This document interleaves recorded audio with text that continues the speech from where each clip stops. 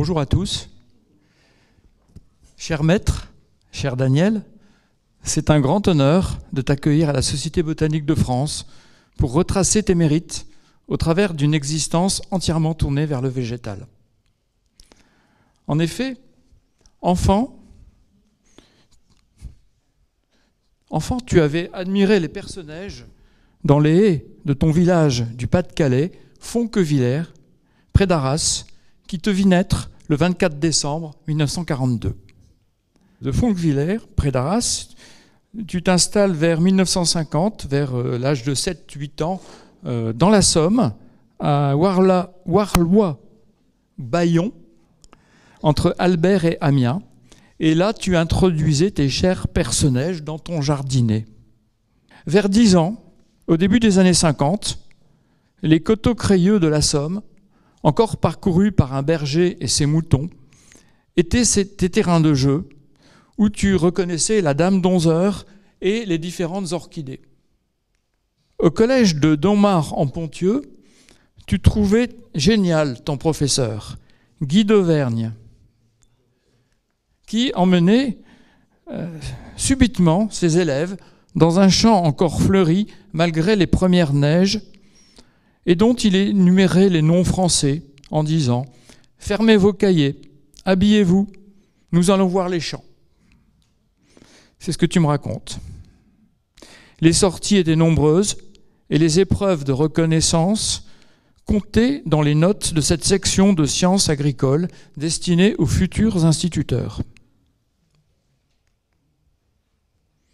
Lycéen en seconde, tu te vois offrir ta première flore, celle de Bonnier, enseignée par Pierre Cuir, ton passionnant professeur de biologie végétale.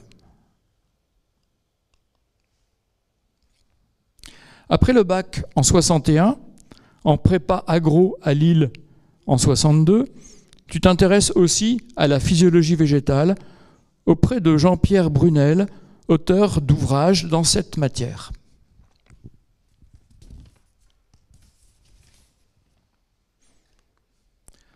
Formé à toutes les sciences naturelles, tu obtiens une licence à Lille en 1965, émaillée de nombreuses mentions, puis un brillant DES de sciences naturelles l'année suivante, en 1966.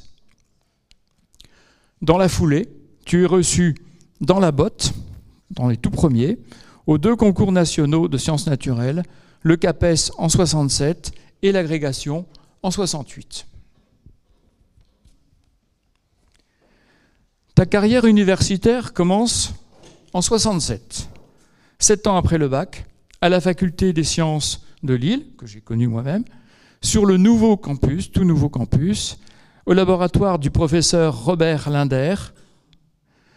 Le jeune capicien que tu es y entre en décembre comme assistant au sein de ce laboratoire de cytogénétique et d'écologie végétale. L'année suivante, tu y es comme professeur de lycée agrégé détaché du secondaire. 2 années universitaires s'ensuivent à la faculté des sciences de Rabat, où, en tant que maître de conférences associé, tu as eu comme collègue et soutien Joël Mathèse, dont on a fait l'éloge il n'y a pas longtemps, et qui t'oriente vers la végétation métallicole, on le verra après.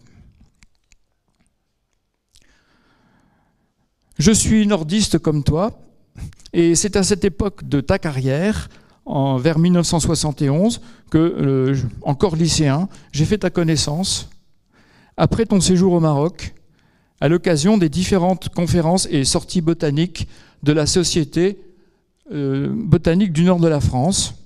Tu étais alors jeune assistant thésard à la faculté des sciences de Lille, avec Raymond Jean, Paul Tombal, Jean-Luc Mériot, au milieu des professeurs de l'époque, ceux de la faculté des sciences de Lille, Robert Linder dont on a parlé, Ernest Bonneau qu'on voit ici sur la photo à droite, debout, Marcel Godard, algologue, Robert Bourriquet et leurs assistantes, Marie-Claire Verdu et Chantal Fabre, que l'on voit également sur les photos. Marie-Claire est à l'extrême droite et Chantal Fabre est au premier rang.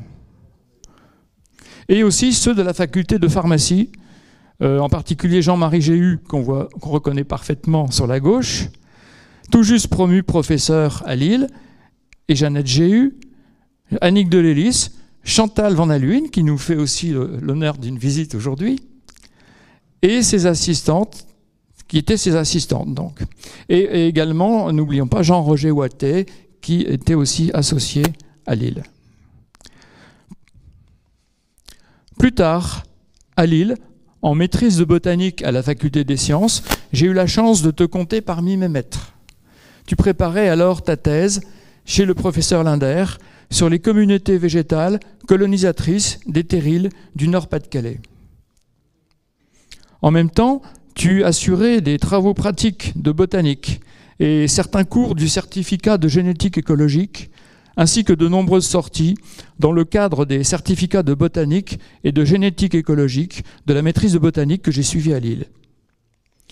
Je garderai surtout le souvenir des passionnants travaux de pratique que tu menais dans ce cadre dans les années que j'ai suivies en 74-76.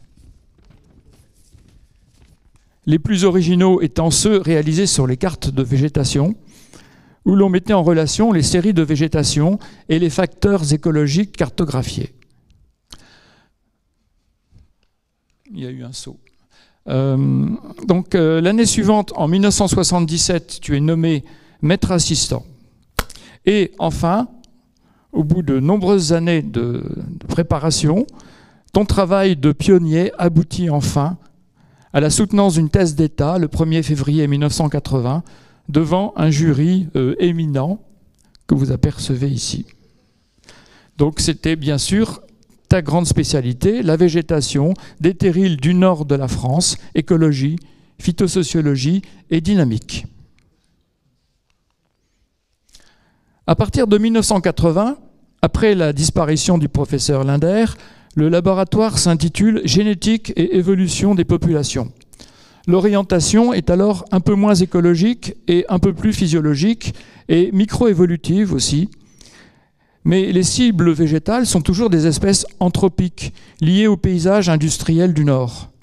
Cette fois-ci, toi et ton équipe s'intéressent aux espèces tolérantes ou bioaccumulatrices de métaux lourds, sous les aspects de microévolution, sous l'effet de stress lié aux activités humaines. Les cobayes végétaux choisis sont Arenatherum elacius et Arabidopsis alleri, tolérantes aux métaux lourds par bioaccumulation, ce qui offre des perspectives de décontamination aux sols pollués en métaux lourds toxiques, nombreux dans le bassin minier et autour. Ainsi, tu as été responsable scientifique d'un projet multidisciplinaire du CNRS intitulé donc, « Dynamique des métaux zinc-cadmium dans les sols pollués ». Une équipe pluridisciplinaire, puisqu'il y avait également des spécialistes de la faune du sol, 9 équipes de recherche en tout, sous ta houlette. La plupart des DEA que tu as encadrés concernent justement les métaux lourds. C'est la même chose pour les 4 thèses d'université que tu as encadrées entre 1985 et 2003. Tu as été nommé maître de conférence en 1985 et 3 ans plus tard, professeur des universités. Un des autres traits marquants de la région est sa richesse initiale en zones humides. À ce titre, c'est toi encore qui as eu la responsabilité d'un projet entre SCARP et ESCO, hydrosystème, biodiversité et changement socio-économique, recherche pour un fonctionnement durable des zones humides, réunissant là aussi diverses équipes de l'Université de Lille 1, géologues, géographes, biologistes, au sein d'un programme national de recherche sur les zones humides. Dans tes nombreuses publications scientifiques, une 60aine, plus une 40aine de publications locales, le thème principal qui se dégage est bien sûr celui des terrils, avec pour mots-clés végétation, pionnier, dynamique, compétition, flore, patrimoine et phytomanagement. Tes autres publications majeures concernent les métaux lourds, avec comme mots-clés population toujours, régime de reproduction, notamment pour l'arénatérum, tolérance, hyperaccumulation et phytorémédiation. D'autres publications concernent les végétations des sols crayeux, les végétations littorales, les flores patrimoniales et locales, avec un sens du détail qu'on te connaît bien, parfois enrichi d'observations fines, parfois anatomiques, au sein de genres régionaux difficiles ou méconnus, tels que les calitriches ou les carex.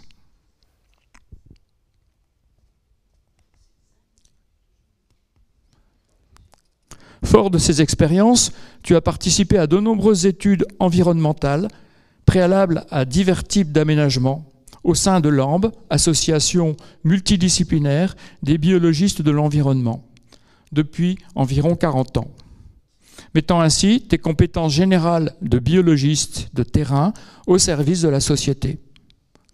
Naturellement, tu aimes mettre tes qualités pédagogiques au service de la Société botanique du nord de la France, que tu as présidé plusieurs années et en diriges maintenant le bulletin. Tu enseignes toujours la botanique à l'école des plantes de Bailleul. Et esprit ouvert, on l'a vu plus haut, vers d'autres disciplines naturalistes. Tu es devenu également membre de la Société des sciences, de l'agriculture et des arts de Lille, vénérable société bien antérieure à notre société botanique de France. C'est dire toute l'estime que te porte la Société botanique de France et pour moi-même la gratitude d'un élève envers un maître que j'ai la chance d'honorer aujourd'hui.